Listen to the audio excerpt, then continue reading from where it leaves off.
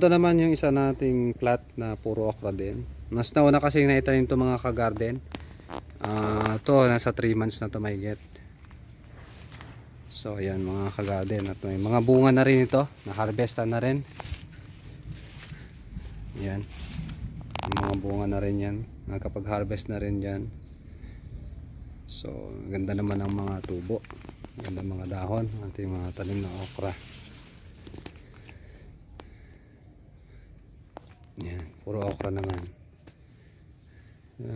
Nilagyan natin ng mga dahon-dahon na saging sa ilalim kasi para makontrol yung mga damo.